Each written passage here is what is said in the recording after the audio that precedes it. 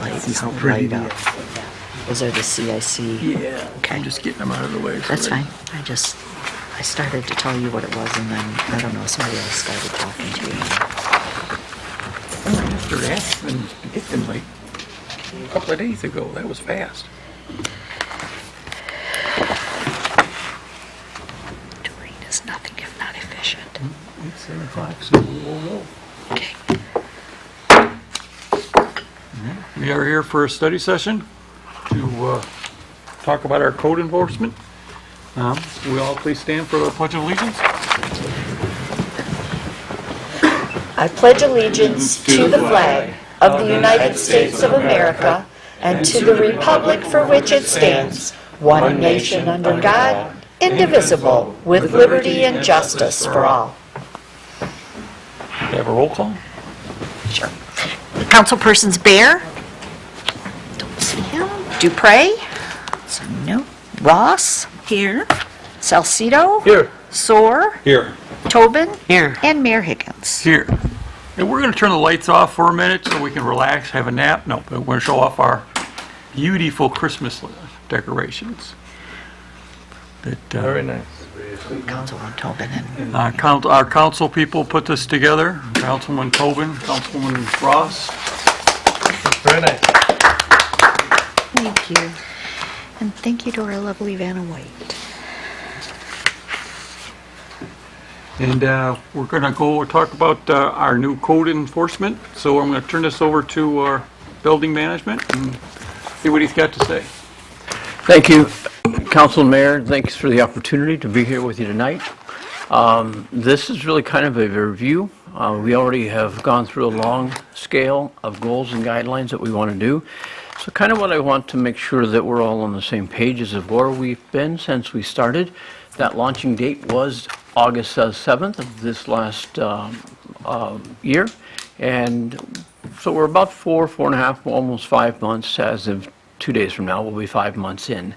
So I want to give you an idea where we're at. And because of the season at the time of the year that it is, I want to tell you where we need to go. Some of the things that we still have in goals and preparation for what we're doing to improve.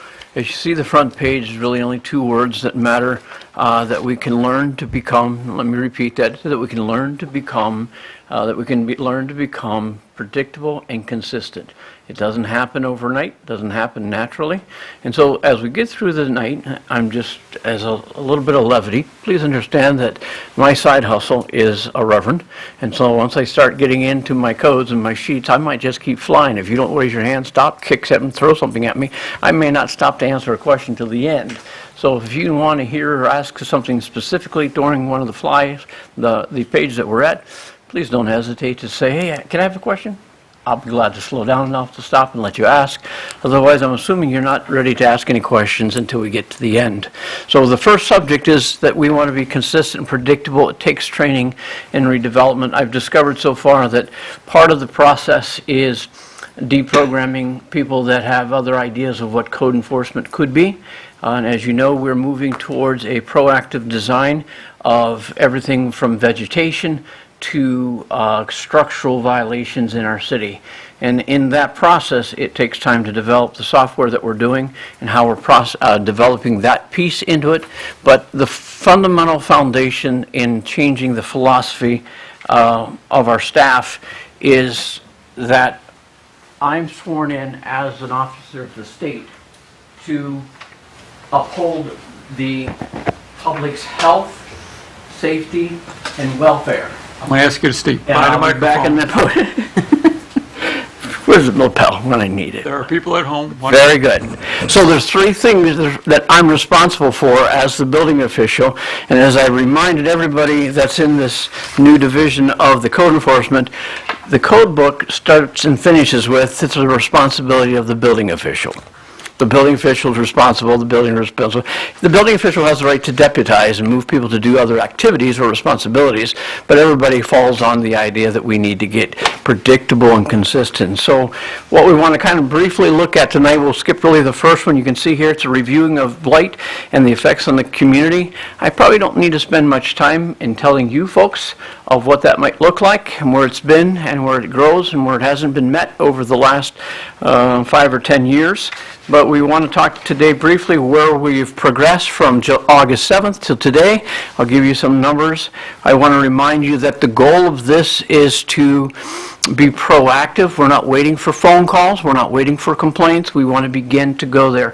So where we launched is in the residential sweat equity. And we've actually, when I'm using that phrase, is so they can get used to us coming, we're not asking them to put a whole lot of money into it. We're asking them to put their energy to clean up their yard, to meet the demands of our high grass and our debris in the properties, that we have a third party. If they don't, we have a third party called U.S. Lawns that can come in and then do the job for them.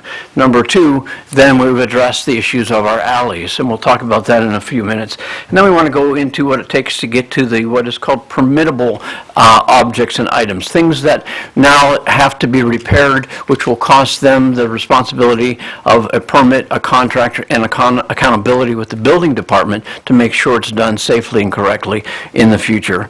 We'll highlight some of the things in our standard operating procedures, and then we want to show you what we've done because of the value of getting predictable and consistent. We've added a continued education program and how that's working inside the program. Highlighting this last part of the subjects tonight is we want to put at least 2 forums on the page by sometime in the month of January. So in 60 days, we'd like to have 2 public forums. We already have a suggestion of what neighborhoods we'd like to put those in. And then, of course, we want to continue creating education. There's 3 documents we need to finish before we get into that public forum. One is going to be the document for grant money out of CDBG. One will be the application for blight grant money. And number 3 will be the application, or not an application, but a flyer that explains what are the responsibilities of your taking care of your property in the city of Lincoln Park. And so it will be finished, and it will, as you can see, it will be done in both language, Spanish and English both, and it'll be available to highlight, in principle, the 12 leading things that we want neighbors and our families and our communities to take care of their properties with. So the education will be able to continue to go forward. So there's where we're going to lead tonight, whatever went on there. So let me give you a highlight of where we've been. Since we've been here, we've reduced or increased our complaints by phone calls or emails, and we have now met or investigated 1,485 of them. Compared to where they were before they came across the street, that's all they were doing. They were basically addressing every call that came in the door. So we've eliminated that in some of the issues by making sure that they could get the information we needed before we went to talk to them. So if somebody had a complaint and it was about their neighbor's house that was on the other side of the alley, on the other side of the street of the alley, and it was in a gray house, we said, wait until you give me a little bit more actual good information. We'll wait on this complaint, okay? Don't tell me which tree it is by species and linear height. Tell me which address it belongs to, and we'll begin to take a look at that. But and you have these documents, by the way, that are on the screen. You have them in front of you. You can follow along as you like. But we have now addressed, and what we're doing presently in the alleys is we're addressing each resident that owns a part of the alley behind them. And we want to put a registry, which we don't have anywhere in the city up to this point, to my knowledge.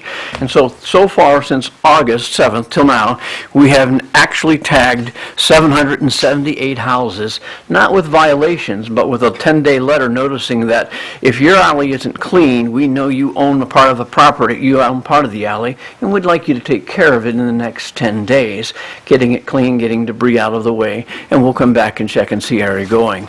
After that, we have now, since then, watch the numbers, they're kind of staggering at this point, but we did 105 letters, 7-day letters, which meant we went back in 10 days and they hadn't completed the project, or it wasn't already cleaned. In other words, they didn't have to do anything because it was already kept clean. So in that same period of time, we now went 105 7-day letters. Still didn't get everybody's attention yet. And so we've now gone to 29 of our properties that we wrote civil infractions to, and we've now let the court decide how they want to handle those. So at this moment, as of November 30th, folks, we have approximately 727 of our residential connected pieces of property to an alley cleaned. And that's not a bad record in training and getting ready. I don't believe that's all the properties that have alleys behind them. But as we continue the journey, that won't ever end. We just want to have a registration. Lady in the front row. Thank you, Mr. Myers. The 29 properties that received a civil infraction, did we have our contractor go out and clean that? No. Alleys, we did, I've not sent our contractor to go out and clean an Okay. alley. We have two contract situations. One is for tall grass and debris, and in all those, we haven't sent our U.S. Lawns out. Number two, we have a United Lawns that's for city property, and their contract is as needed, but it's for the entire alley. And so we have not taken the responsibility of choosing that. If you own a piece of property, we're using the ordinance that says you're responsible cleaning your property as well as the alley adjacent to your property. So we haven't done that. So at times we have sent someone out to clean the alleys based on learning the curve, but when they haven't got them done and we stopped sending the U.S. Lawns to them, then we wrote a citation so they would have an awareness, they have a responsibility. The argument, as you already know, has been that it's one time it's the city going to take care of it, it's another time it's ours, and we've just bypassed all of that by simply saying, here's what the ordinance says, and it says you're responsible for your alley, so please take care of it yourself, and we'll be glad to assist you any way we can, but you have this time to get it done. So there's the update of where we are in addressing some of our sweat equity. The other thing we've begun to do, let's go back. Don't want to get ahead of ourselves. The other thing we've done is we've just added a continued education component. We have 3 people that are in our office, 2 of them are road officers, and Denise, if you have any questions for her, I believe she is here. She's our coordinator.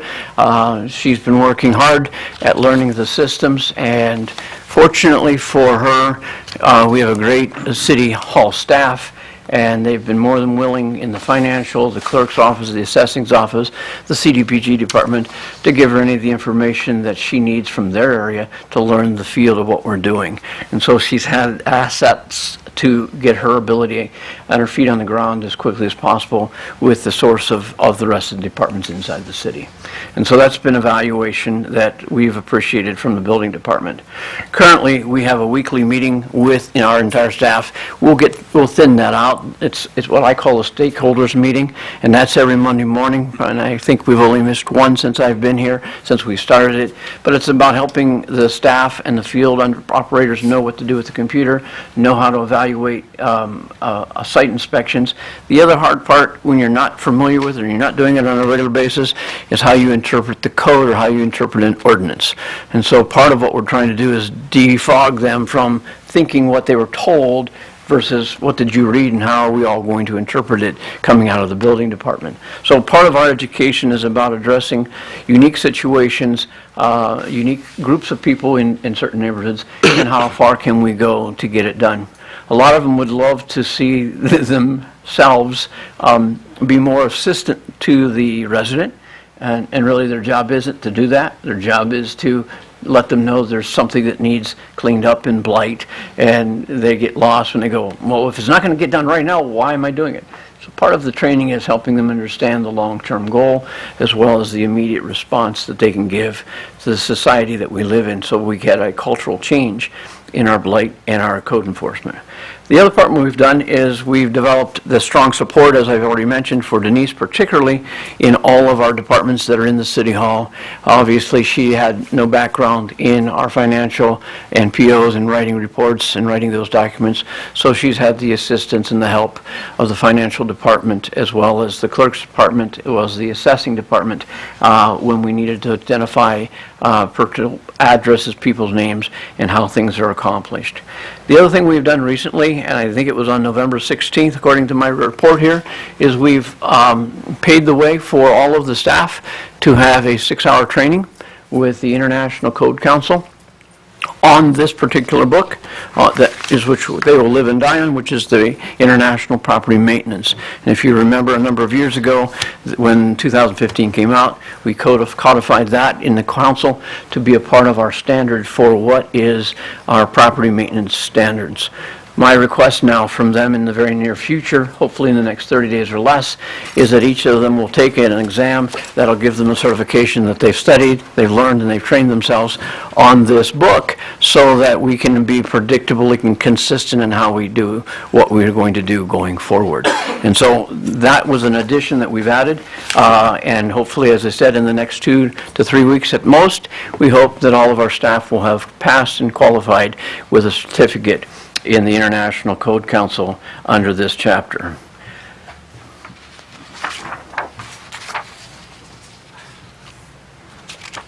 We'll skip through a couple of those things. What we really started with once we got here was we started with vegetation. Question up here? John? Oh, this is- sorry. You're requesting each member certify?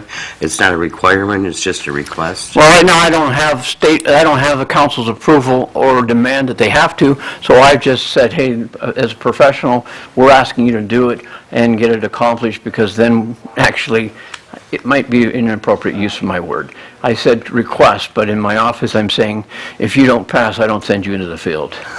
Okay. Is that Thank fair you. enough? Okay, So maybe yes. I used the inappropriate word here, and it's as strong as, if you don't pass it, I can't get you out to the next level. You can keep cutting, you can address grass height, You know, there were early meetings. but you're not going to tell me what building needs to be fixed. All right? Thank you. So what we started with was a very strong opportunity for these to learn the software, learn the protocol by going through grass that they already were familiar with, and then going into the alleys. And so if they could address alleys every day, keeping a chart of it, and so that's what we've done now. You can now see that we have a registry. Denise will keep a chart in our office to where we know that we have met every neighborhood, every street, and I believe that number for alleys and growth will rise to over 1,000, but it hasn't happened at this point. So there's where we've started now. We have started this week and we'll continue this week, where we'll go to parked vehicles, particularly recreational vehicles that are parked in locations that are unhealthy and unsafe for both public and the welfare of the neighborhood. And so those guidelines have been designed, trained, and taught with our staff, so they understand, number one, it can't be on a non-hard surface, and then it has setbacks from properties and fence lines for where you're allowed to park these vehicles. So I just wanted to give you a heads up coming, because as we get to these kinds of more, you have to find another place for these, you might be getting a call saying, why are they picking on me? Okay, and we aren't. We're following the ordinance and trying to bring health and safety that has been let alone for a long period of time, and we're proactively doing it. The other part of vehicle parking that we're really addressing is not just any parking, but we're talking about parking that's put on non-hard surfaces. So we get to code that as if it was put on your backyard, if it's put in a graveled alley, if you've graveled it but didn't properly set your property to hold a vehicle on it, then we're going to write those. If we find a inoperable vehicle also on your property, we'll sign those. And we'll write them as a code enforcement, and then we'll also communicate the information to the police, and whatever they feel they need to do based on towing capabilities, they can do. But we will address it as a code enforcement guideline based on the vehicle is sitting illegally and inappropriately on someone's property. All right? And then what we're going to go into next, even in what I'm calling sweat equity, will be dilapidated accessory structures. If you're not sure what I mean, it's really designed, the word accessories in the state standard code book includes everything from your garage to your shed to your fence. So a fence is an accessory structure. And so if we discover that you have a metal fence on your property and you have a dilapidated fence that isn't holding its own responsible weight, and you can take it down and not lose your property line fence, we're going to ask you to remove it. If you want to put a new one up, that'll be on you to decide that. But at this stage of the game, we're going to invite these communities to remove the blighted fence structure and leave the metal fence in place until they can decide what they want. But for the sake of blight, we'll be removing something that could be endangering, hindrance, or a problem for animals or human beings in the neighborhood. So when we think of the blighted and deteriorating materials, that will be also sweat equity driven. Yes, ma'am. Mr. Myers, just a quick comment, because this is nothing really new to us. These ordinances have been on our books. For a long time. Okay. But I want you to know where we started a new program instead of starting with seeing how much money we can make in permits, we started with helping people understand they have basic responsibilities to keep their properties clean and free of blight. Blight would be damaged material on their buildings, damaged material on their porches or garages, damaged materials on their fences, as well as private residential graffiti. They'll be responsible for that. The cost effective on those cleaning up the communities won't be exorbitant because it's not going to require a contractor, won't require a permit, won't require accountability on that end. So that's where we started in this launching.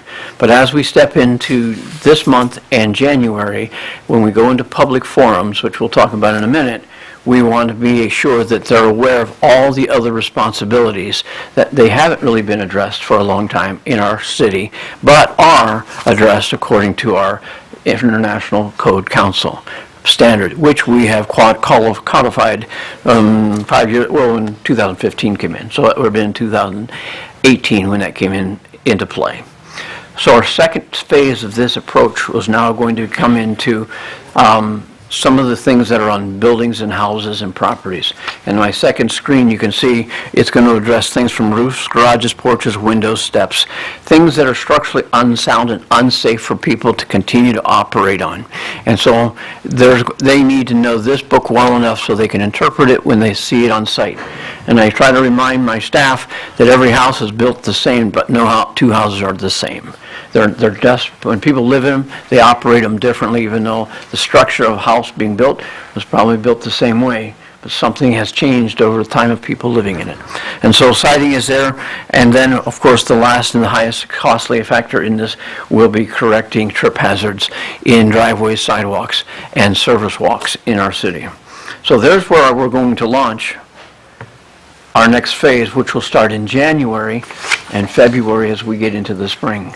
Obviously, if we're asking them to fix something that they can't fix in cold weather, it won't benefit us in the first place.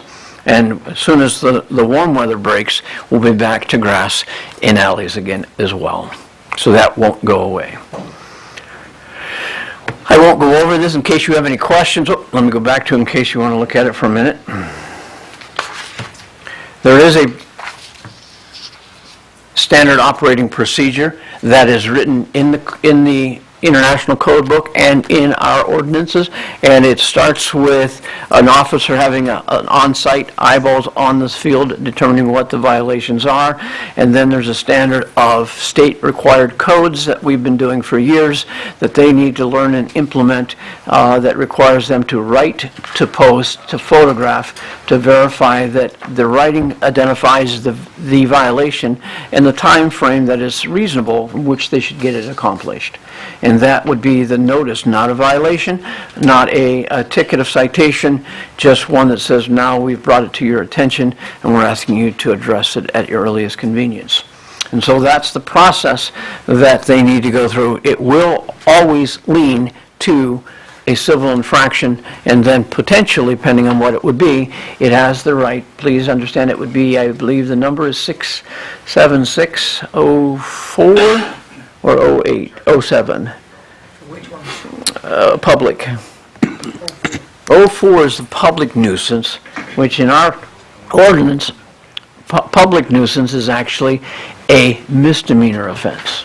So it would be our strongest level of enforcement if necessary, if it's refused to be addressed in a timely and a functionable manner. So I just wanted you guys to be fully aware that as we go from notices to final notices, we'll go to tickets, and we'll go to actually misdemeanors if it's a hazard. We will also bring it to the building department through a dangerous building if they discover something is an imminent danger and it should be addressed much more quickly. And then we'll let the building department through the dangerous building board address that evaluation. So those will be the procedures that we'll follow, and we have for a long time, but we're in the process of training and preparing them to do it well. Other communications and public information is in the next page. As we roll this phase 2 out, where we're going to start addressing, John, I'm going to have to cut you off. We only have 4 minutes left. all right? So I'm going to ask if there's anybody in council has any questions at this point. If not, if there's anybody from the audience who has any questions. I have one question. Is this strictly just for neighborhoods, or is this involving businesses also? We have not gone to phase 3 with businesses. Right now, the city's building department is responsible in their inspectors to address vacant properties of commercial, signage on commercial, as well as CFOs on commercial. So we have not moved this to this phase 3, until we get through phase 2. One more question. Yes. Can you give me the definition as blight, of blight? No? Well, I mean, as far as if it's not structural and it's not an ordinance-breaking situation, what would you describe blight as being? Well, they're defined in 3 different categories. We have a vegetation blight. That means anything that grows above 8 inches is blight. So if you have your backyard or your fence and your trees are growing through it and it's into the alley and it's above that, or you have wood piles that aren't set on elevations higher than 12 inches, that means that's a place for animals to go live. So that would be blight based on the ordinance of exteriors. Buildings would be obviously, if the siding is not weather tight, that's blight. Graffiti on a paint that's not supposed to be painted with pictures, that would be blight. Those types of things. Fences that are dilapidated, in other words, they could be needed to be just painted, but they might be already broken panels on the fence. They might be, I saw there's a garage that actually has a doorway, and they just boarded it up in multiple pieces so that it looks like no one should get in. It's blight. Blue tarps, it's not really the design of our modern day technology, but that would be blight. Okay, so if a home has broken refrigerators and car parts and all that kind of stuff, that doesn't fall under blight? Yeah, it does. It does? That would be debris that's not permitted in our city. Our city does not even permit you to store indoor furniture on the outside. Okay, so is that something that the ordinance officers would be able to address also? As soon as they pass this test. Yes, got it, thank you. All right? Okay. Anything else? Yes, through the chair, you're on real fast. Mr. Myers, in this case, you said you guys are going to be out hitting the streets, but what happens if a resident wants to report this? Who do they call? They're going to call Denise's office. Oh, do we have a phone number that we can give out? That number is 3200 number. That number is going to be 313-381-3203. Thank you very much. Good presentation, thank you. Thank you. Through the chair, Yes. Mr. Myers, is there an email? There is. That email would be, maybe I don't have it in front of me. You want to give me your email? Sure. Go ahead. It's D. Cifaldi, C-I-F-A-L-D-I, @citylp.com. That's the coordinator. Thank you. Okay. Any other questions? What I'm going to do is I'm going to pause so we can start the meeting, and then if there's anything else you would like to wrap up, we'll go ahead and do that. Looks like their gifts are already there. Okay. Wrapped and ready to go. I think it's appropriate we start the meeting on time, so. There being no further discussion for the study session, will be adjourned at 7:30. A-L